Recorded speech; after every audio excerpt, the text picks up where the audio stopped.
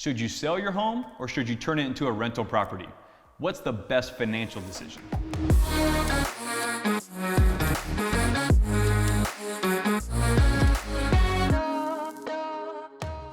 All right, welcome back to Real Life at Level 10. My name is Matt Farnham. This is a show where we discuss insights on real estate leadership and personal growth. So a question that we seem to get more and more now, or a conversation we're having more often, is with homeowners and sellers that are trying to decide, should I sell my home or should I turn it into a rental property? And that's a great conversation. And I will start with this and say that a good home doesn't necessarily mean a good rental. There's some things that you should consider. For example, how much equity is in the home? What is the return on that equity if you were to rent your property out?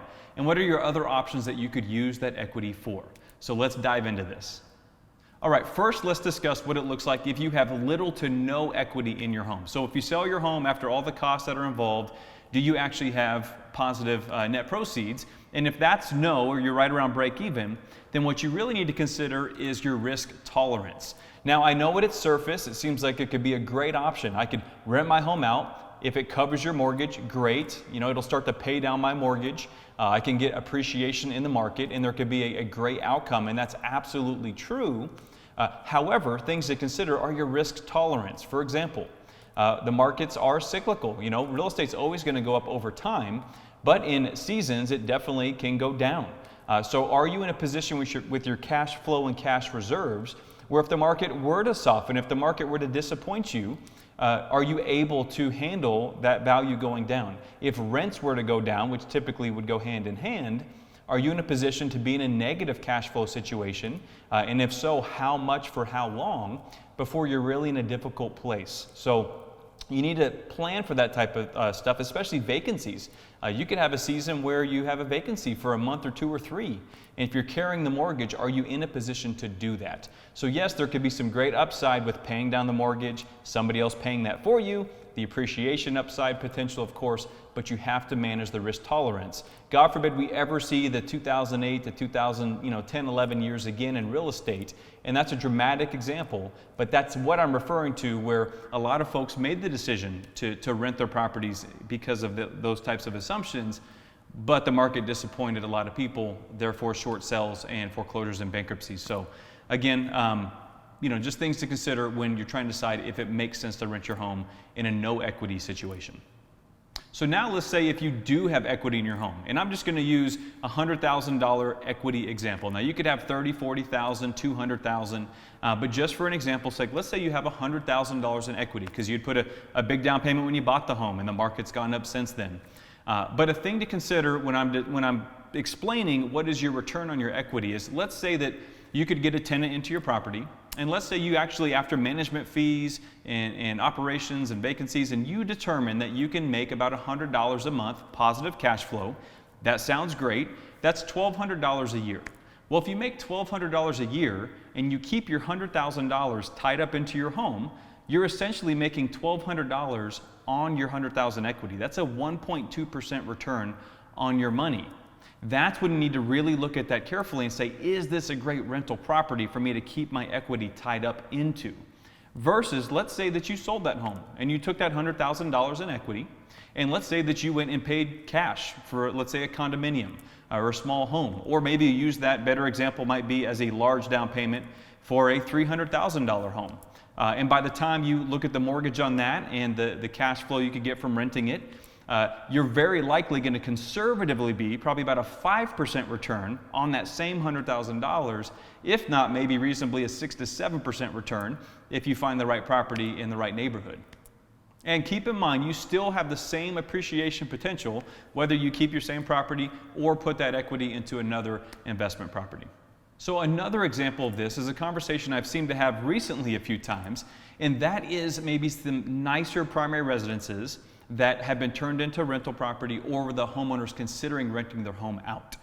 In some examples where maybe they had purchased it new construction, where maybe they paid a bit of a premium when they bought it, or maybe they've taken out a second mortgage over time. For whatever reason, for what they have into the property, they're almost holding out, waiting to get a number to where they don't feel like they're selling it for less than they paid for it, or that they have into the property. And I'll just caution you, this is a very dangerous way to think, because in some of these examples, I've seen homeowners with $200,000, $300,000, $400,000 in equity in some bigger homes. And let's just talk about $300,000 equity, for example. In that example, a lot of these homeowners are probably fortunate to break even on their rental. By the time they have their costs accounted for, management fees and so forth, they're about getting what they're paying each month in mortgage and taxes and HOA fees. Well, in that example, they're getting 0% on their money. So let's say it's $300,000 tied up in that home, and you're getting break-even results. That's a 0% return on your $300,000 in equity. And that decision is made solely on the hope and waiting for the home value to come up. So you're hoping for that appreciation. Again, same example, you take that $300,000 and pay cash for a property, and again, conservatively, you're going to be a 5% return on a property, probably higher, 6-7+% return, and you're not paying any interest on a mortgage if you paid cash for it, and still getting the same percentage potential and appreciation. So again, it's not always so simple as just looking at my home saying it's a beautiful home that I've enjoyed living in, it makes a great rental property. There are plenty of things that you should be considering. Just a few final thoughts that are important to note. Now, first of all, capital gains. Now, I'm not a tax advisor, so you would want to always seek professional tax, counsel from your CPA or whoever, financial advisor. But keep in mind too, there's a lot of folks that have primary residences that they want to turn them into a rental home. And again, might be a great option, but you have to be aware of how long you've lived in the property in the last 5 years. And remember, if you don't live in your home for 2 of the last 5 years, you could put yourself in a position where it could be subject to capital gains tax on any gain you realize in that property. And let's say you rent the home with a game plan of renting it for a year or 2, so you don't have to worry about that.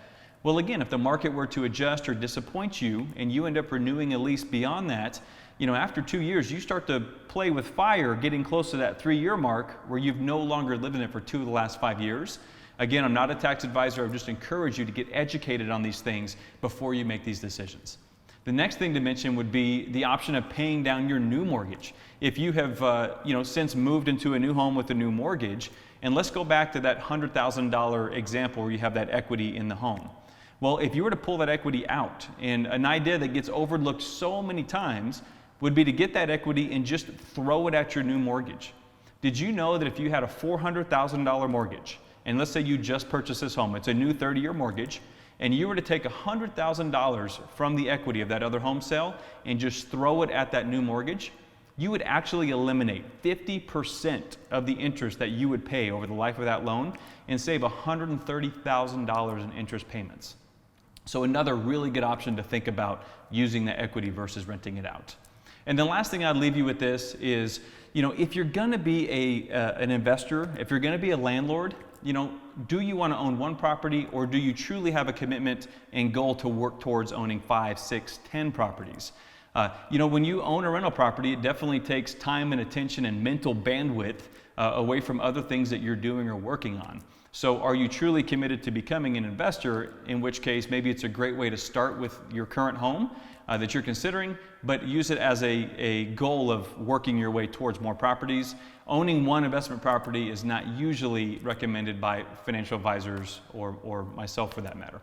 So I guess in summary, make sure you're not trying to fit a round peg in a square hole. A good home doesn't always mean a good rental. It may be great, but the most important thing I could leave you with is get the professional guidance that you need, get all the cards on the table, look at the other options, look at the return on equity, look at the neighborhood and the potential appreciation that you could realize, and all these things to make a wise decision for you and your family. I hope you found this valuable. If so, please share this content. I'm sure you know somebody that's probably weighing these decisions right now that could find some value in this. I also ask that you subscribe to the YouTube channel where you can get future real life episodes, as well as our podcast on iTunes and Google Play Store. So again, thank you for tuning in to Real Life at Level 10. Whatever it is you're doing, whatever it is you're walking through, do it at a level 10 and live with the results.